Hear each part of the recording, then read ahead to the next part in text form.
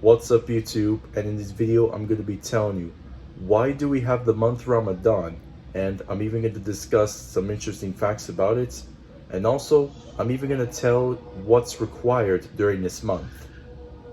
So without any further ado, let's go ahead and get this video rolling.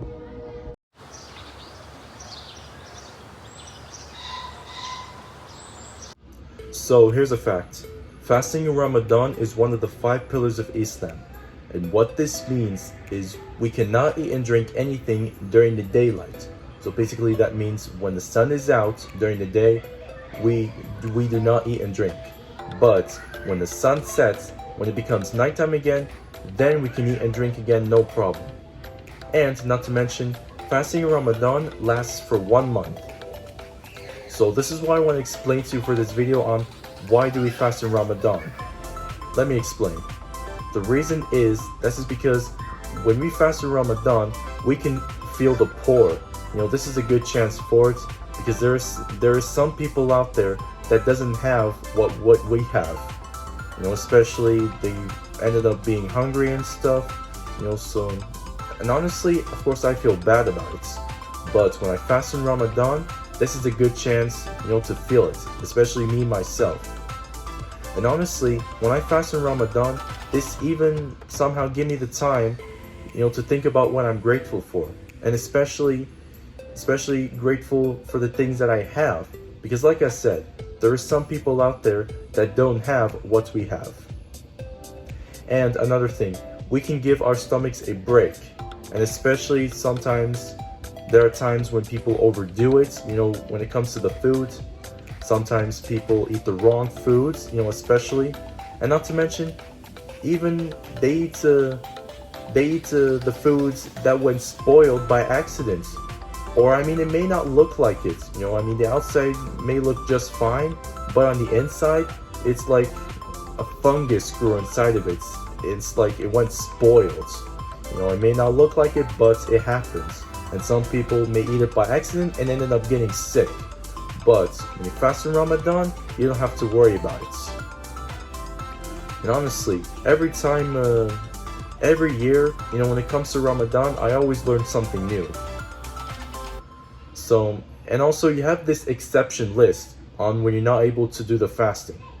So for example, when you're traveling, when you travel on the airplane or in the car, long distances, this is an exception. Also, when you're pregnant, you can skip the fasting. Also, when you're sick or you're injured, or even when you're at old age, like after 70 years old and you're not able to do the fasting, then this is an exception list. Some people around this age and they still do the fasting no problem, but everybody's different. So this is the exception list here.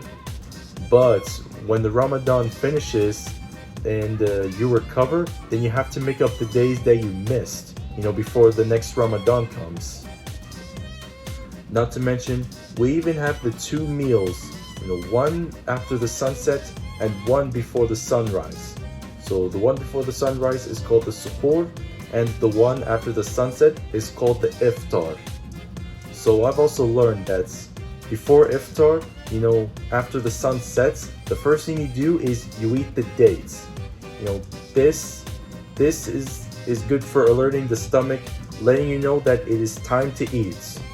You can't just jump into the Iftar meal, right away, because this is harmful for the stomach, and especially after all this time that you didn't eat and drink.